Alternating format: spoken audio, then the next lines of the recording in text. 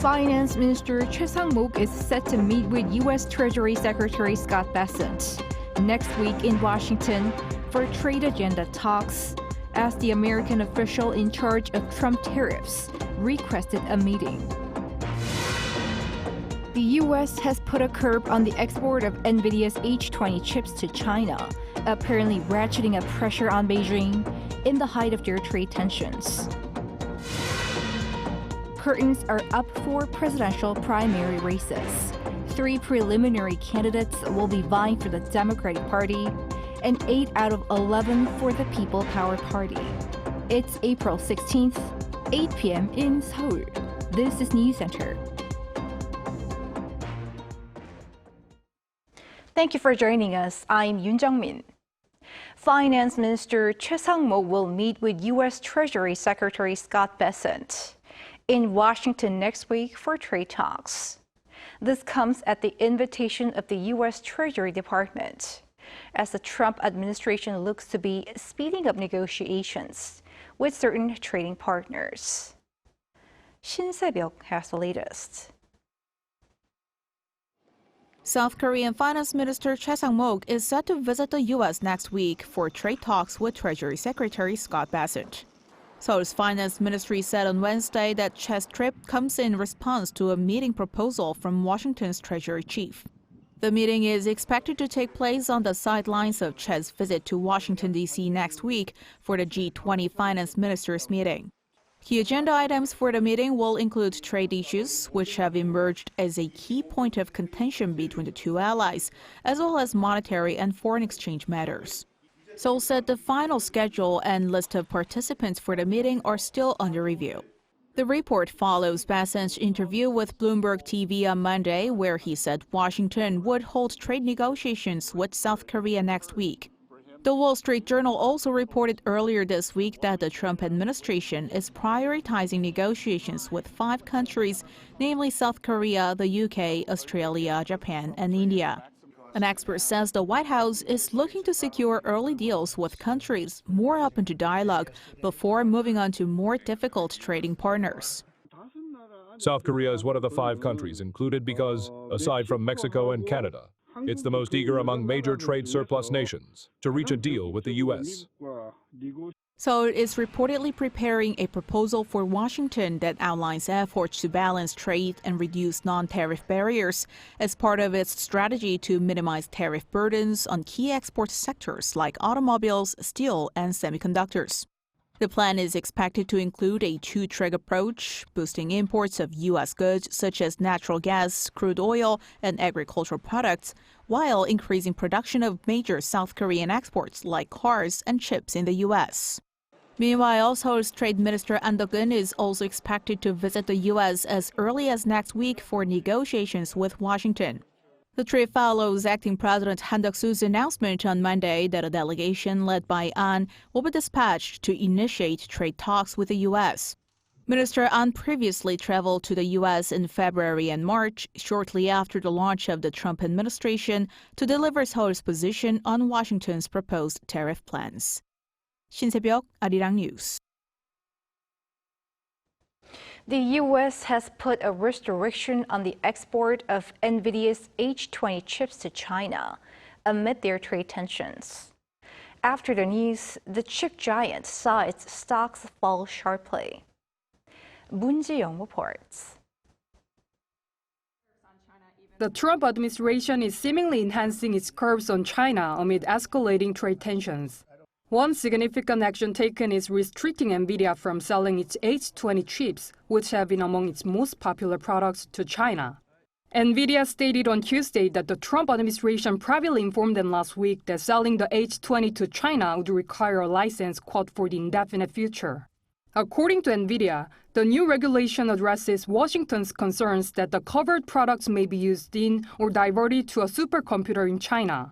The AI chip giant warned that it expects to report about $5.5 billion in write-downs due to inventory issues, and the new rule will also hinder a product line specifically designed for China to comply with previous U.S. restrictions.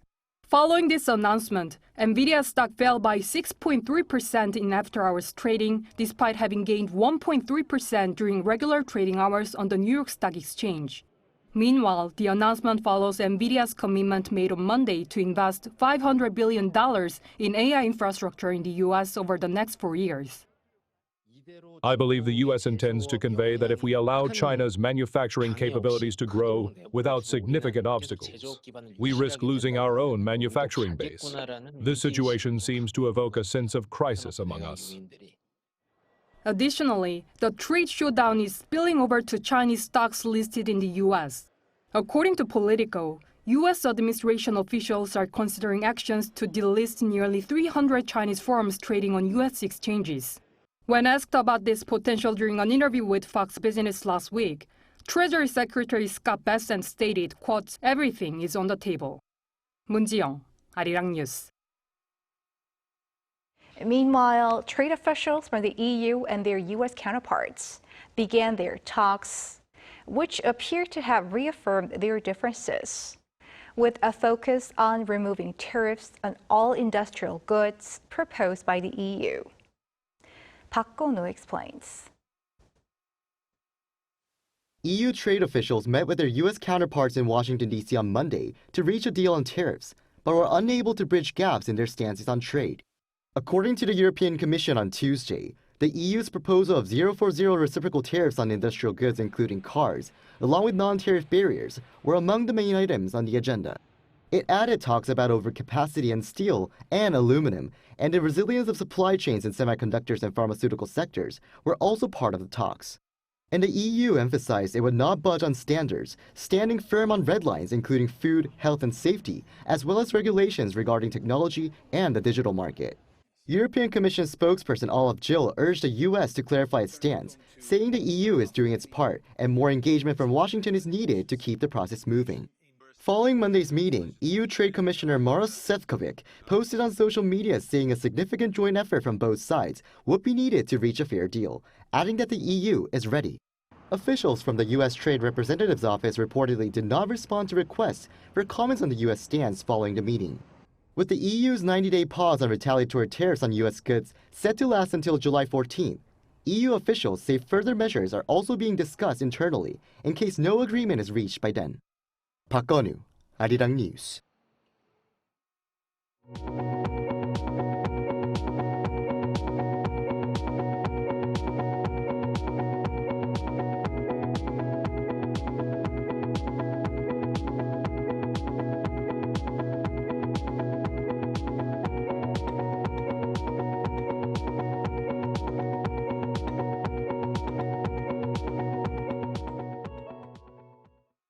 South Korea's Constitutional Court has suspended acting President Han Duck-soo's nominations for 2 Constitutional Court justices. On Tuesday, the court upheld an injunction filed by lawyer Kim Jong-hwan, temporarily blocking Han's picks, Government Legislation Minister Lee Wan-gyu, and senior Seoul High Court Judge Ham Sang-hoon. The nominations are now on hold until the court rules on whether an acting president has the authority to make such appointments. The case was filed after strong backlash from the Democratic Party and National Assembly Speaker Woo Won-sik, who accused acting President Han of trying to stack the bench before a new president is elected. 2 justices retire from the bench this week, leaving just 7 out of 9. In a statement, Han's office said the government respects the court's ruling and will await the final judgment. Turning to the presidential primaries, the Democratic Party has a total of 3 contenders competing for the Liberal Party ticket to the top office, with their focus on the economy. Our correspondent Shin Ha-yong reports. As the Democratic Party kicks off its primary race for the 21st presidential election, its 3 preliminary candidates pledged to compete fairly and come together after the race. On Wednesday, former party leader Lee Jae-myung, Kim Kyung-soo, former Gyeongsang-nam-do Province governor, and Kim Dong-yeon, current Gyeonggi-do Province governor, made their first joint appearance since registering for the primary. For a better life for the people and a hopeful future, the DP and our candidate, whoever that may be, must win this election. I hope this primary will be a chance to fully showcase the DP's experience and capabilities. I will give my best through fierce competition and come together to bring real change, beyond just a change in government. Starting Wednesday, the party will run 4 primaries through April 27th. Chungcheong-do, Gyeongsang-do, Jeollado provinces, and the Seoul metropolitan area alongside Gangwon-do province and Jeju. During the regional primaries, dues-paying party members and party delegates will cast their votes, which will account for 50% of the total in selecting the presidential candidate. On the last day in each region, the voting results will be announced. Public polls will be conducted for 2 days, sometimes between April 21st and 27th, and these will account for the remaining 50%. The final candidate will be confirmed on April 27th. All 3 candidates are focusing their policy visions on the economy. Lee Jae-myung's think tank officially launched on Wednesday, outlining a national vision that aims for 3% potential growth, becoming one of the world's top 4 exporters, and creating a gross national income per capita of $50,000 by 2030. Kim Kyung-soo announced his economic policy focused on boosting the AI industry and promoting balanced regional growth, promising 100 trillion Korean won, around $70 billion, in public-private investment over the next 5 years to secure AI leadership and drive industrial change. Kim Dong-yeon, meanwhile, has been emphasizing the so-called 5 big deals to differentiate his economic policies, which includes focusing on balanced regional growth, climate change, and tax reform. 신하영, Arirang News. Meanwhile, the People Power Party has a total of 8 candidates, hoping to win the partisan primary election to regain the reins of the top office. Our correspondent Kim Do-yeon reports. After closing the registration for the presidential primary, the People Power Party on Wednesday named 8 contestants after cutting 3 of the registered but not well-known names for not being up to the public's expectations and standards. As expected, the 8 are Kim Mun-soo, the latest labor minister, 5-term lawmaker Na Kyung-won, 4-term lawmaker An Chol-soo, former lawmaker Yang Yang-ja, Incheon Mayor Yu Jung-bok, Gyeongsang-do Province Governor Lee Cheol-woo, former PPP Chair Han Dong-hoon, the latest Daegu Mayor Hong Jun-pyo. The chair of PPP's election committee emphasized that it'll manage a fair election. As election committee chair, I will work with my team to ensure each candidate can freely present their vision in an open, energetic atmosphere. Through honest debate, we aim to select a candidate the people can truly trust to lead the nation. Without a clear frontrunner, a fierce competition awaits the contestants, but some touch of fun awaits as well to garner support from the young generations. This includes heart monitoring during debates, speed round questions, and self-introductions based on MBTIs. All in all, however, Hwang emphasized party unity amid what could be seen as an uphill battle, an election after its former president was impeached. Harmony and unity are our core values. To win the public's trust, every candidate must unite, work together, and move forward as one team. Meanwhile, the 8 contestants released their pledges and were doing media interviews on Wednesday. However, an unexpected key figure was in the spotlight. Seoul Mayor Oh Se-un, who pulled out from the primaries, became a popular person to meet. Starting with dinner with Hong Jun-pyo on Tuesday night, the Seoul mayor met with Kim Mun-soo on Wednesday for breakfast, Na Kyung-won in the morning, and An Chol-soo for lunch. The candidates emphasized their visions aligned with the mayor's, which was focused on growth and helping the weak initially when he launched his campaign. This is largely seen as a message to Oh's supporters as he's not in the race anymore. Meanwhile, Han Dong-hoon visited Daegu on Wednesday. Daegu is a conservative stronghold with many eligible electors that account for 50% of the final votes. Meanwhile, after a media day for the candidates on Thursday, series of debates will be held through the weekend. Based on the debates, 4 will survive the cutoff for the next round starting April 22nd. Kim Do-yeon, Arirang News. Today marks the 11th anniversary of the Sewol ferry disaster, which claimed 304 lives. Memorial services were held nationwide, including in Ansan City, home to Danwon High School. At 4:16 p.m., a moment of silence was observed as a siren sounded across Ansan, from where 261 victims, mostly students and teachers from Danwon High School, were lost. The remembrance ceremony began at 3 p.m. with survivors, family members, and citizens paying tributes and reading letters to the lost. Similar services were held in Incheon, Seoul, and other cities as the country remembers the victims. In other news, there are convenience stores here in Seoul that are working to fight loneliness and social isolation by offering hot meals and lending a sympathetic ear. Our Choi Soo-hyung shares their story. Soup is cooked in a simple instant cooker. Neighbors gather to chat and share warm food, enjoying a comforting lunch together. This is Mind Convenience Store, a place run by the Seoul Metropolitan Government and local district offices. Here, anyone can come in and enjoy a free meal. For those living alone, this store becomes a cozy, welcoming space. I really like it. We get to enjoy a nice cup of tea and have delightful chats with other seniors. It's all just so nice. A report from the Korea Institute for Health and Social Affairs last year found that nearly 80% of single-person households in the country are at risk of dying alone. The government created this space to overcome loneliness by fostering small local communities with the power of togetherness. With donated goods from private businesses, the store offers not only shared meals but also programs to ease loneliness and prevent social isolation. Through a self-test, people can assess their loneliness, and social workers are on-site for immediate support if needed.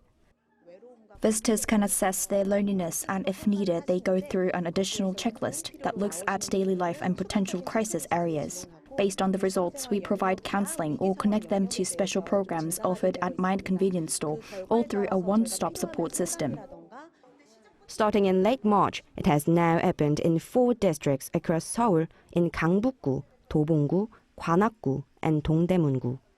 Though it's only been open about 3 weeks, the Do-bong-gu store is already welcoming over 60 local residents a day. Until now, we didn't have many cozy spaces in the area where locals could gather and talk like this. But the response from the residents has been even better than expected. They are happy to have a place that's comfortable and easy to use. The stores plan to launch many programs that will not only target the elderly, but also include young adults and middle-aged groups. In addition, the Seoul Metropolitan Government plans to open more Mind Convenience stores, aiming to have 1 in each district by 2027. Choi Soo-hyung, Arirang News. Abandoned mines have an environment similar to that of the moon's poles. For this reason, they are transformed into a testbed for space research. Cha Yoon-kyung tells us how.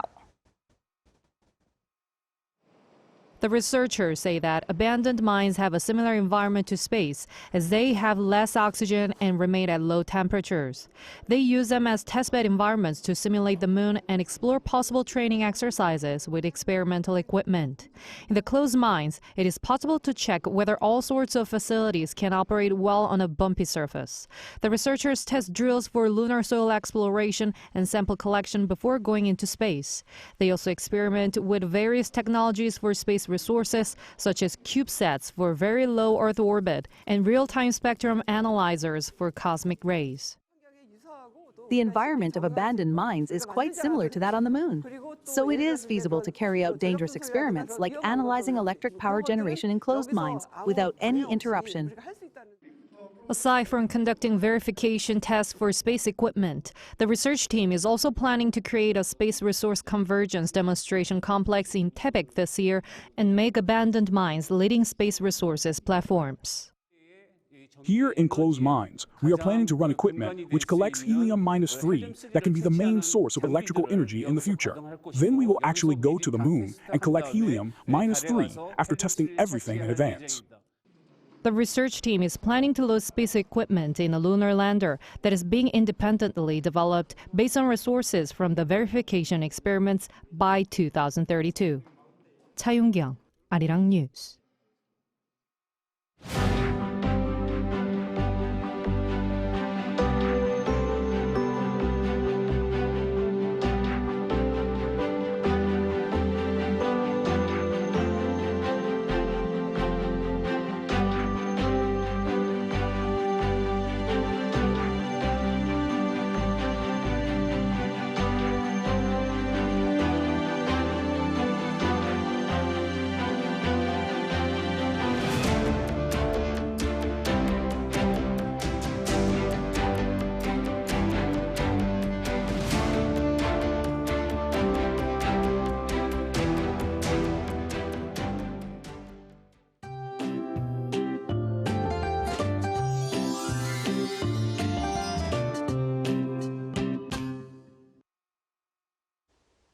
It felt a little hot today as the temperatures rose significantly during the day.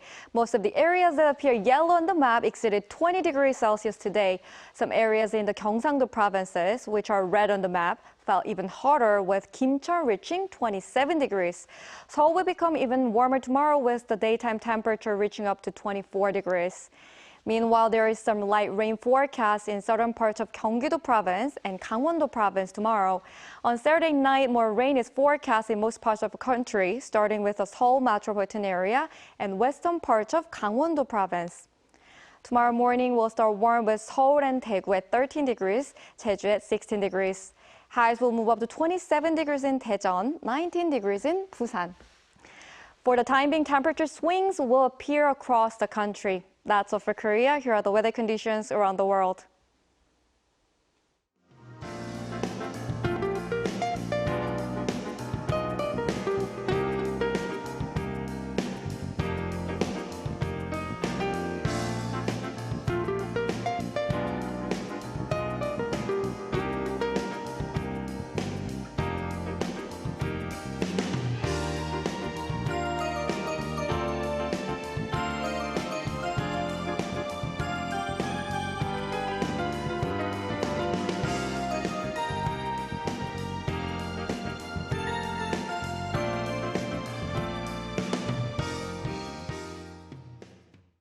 That is Newscenter for tonight. Thank you for watching. A panel session up next.